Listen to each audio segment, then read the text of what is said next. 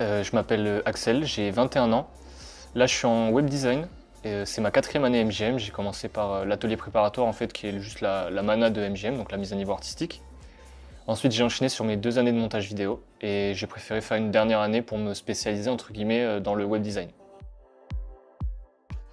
Elle est peut-être pas exacte, ma définition, mais le web design, en fait, c'est comme si on faisait vivre le print. C'est-à-dire qu'en fait, on peut retrouver les mêmes codes que le print dans le web design. Simplement, on va pouvoir les animer, les rendre un peu plus vivants, comme je disais, ce qui permet en fait de mieux apprécier la charte graphique qu'on a imaginée. En fait, une charte graphique, ça va être quel typo utiliser, le logo, qui est super important, qui découle aussi de la typographie. Et donc, par exemple, si je fais un logo en noir et blanc, que le client il ne nous le remette pas en rouge et vert, parce que ça ne respectera plus en fait la charte graphique. La charte graphique, ça va être aussi les couleurs utilisées, comme je disais. Ça va être aussi, par exemple, l'espace entre le titrage et le texte. Non, l'autre rôle du web designer, en fait, ça va être de faciliter aussi la tâche, parce que du coup, nous, voilà, ça va un peu loin, mais par exemple, nous, on va faire du front, donc on va dire l'interface utilisateur complètement, l'imaginer graphiquement, qu'on va ensuite envoyer à lui un développeur back-end qui va gérer tout le côté serveur. Par exemple, si on crée un site avec des données de profil, donc nom d'utilisateur, mot de passe.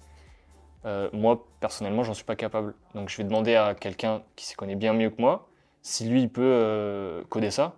Bien sûr qu'il peut, vu ce qu'il touche, ils peuvent. Donc je vais demander à ce monsieur ou cette madame de coder à ma place.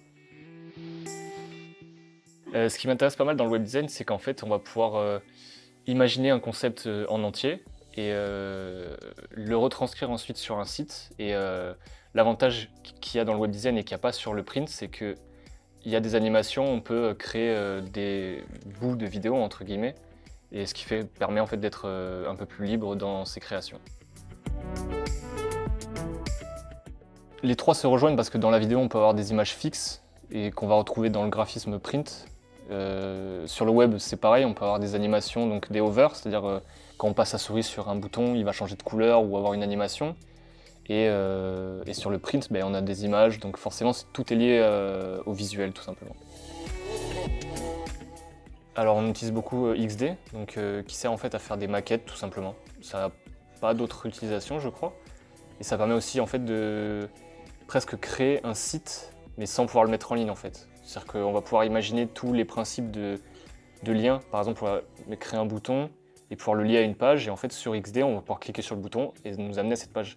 Ça permet beaucoup de montrer à un client, c'est-à-dire avant de coder son site, on lui montre, par exemple, voilà à quoi va ressembler le site et qu'est-ce qui va se passer quand je vais cliquer sur ce bouton-là ou tel bouton. Donc beaucoup XD. On utilise beaucoup, alors c'est un logiciel pas obligatoire, en fait on peut coder sur plein de trucs, mais on utilise Visual Studio qui nous permet en fait de coder assez rapidement parce que par exemple on va écrire tout simplement une div, on écrit div, entrée, et ça nous met la fin de notre terminaison. Donc en fait après il n'y a plus qu'à écrire son code tout seul et ça va super vite. Après on va aussi utiliser bien sûr Photoshop, Illustrator pour montrer notre langage graphique aux clients ou aux profs. Mais aussi, par exemple, si on a du traitement d'image sur notre site, il faut d'abord le faire sur Illustrator, Photoshop et exporter ces images au format web pour pouvoir l'intégrer sur son code.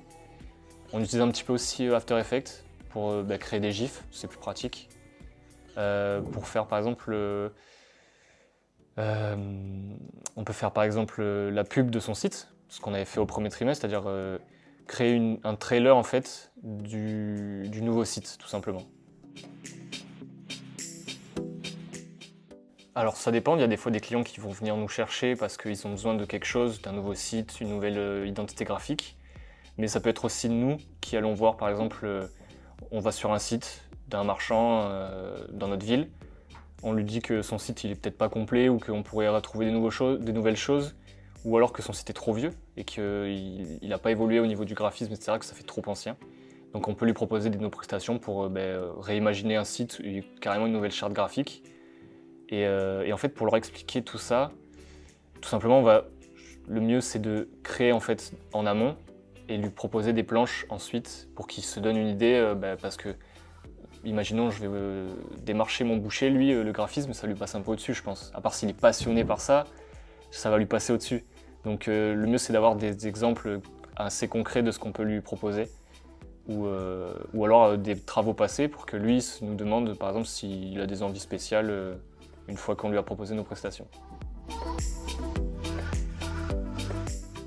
3 qualités d'un web designer, c'est la curiosité, parce que sur le web, c'est l'endroit où il y a le plus d'informations et il faut bien savoir les trouver. Donc il y a des sites exprès qui regroupent d'autres sites qui sont super stylés avec des effets de fou et ça peut être utile de s'en inspirer. Une autre qualité, ce serait de bien organiser son boulot, parce qu'on se retrouve vite avec son code d'un côté, les images qu'on va mettre dans le code, il faut qu'elles soient dans le même dossier, puisque sinon le logiciel de code ne le retrouvera pas. Mais en même temps, il faut que sa charte graphique ne soit pas non plus explosée dans 1000 dossiers, etc. Donc c'est toute une organisation. Donc ouais, je dirais que la dernière qualité, ce serait un max de créativité, parce que c'est ce qu'on nous demande le plus souvent. Souvent les clients ils nous disent « Voilà, moi j'aimerais un nouveau site ». C'est tout. Ils nous demandent ça, et nous après, on leur pose des questions, bien sûr, pour leur dire « Non mais monsieur, c'est pas possible ». Donc on leur pose un peu plus de questions pour leur demander rouge ou bleu, noir ou vert, enfin des trucs comme ça. Voilà.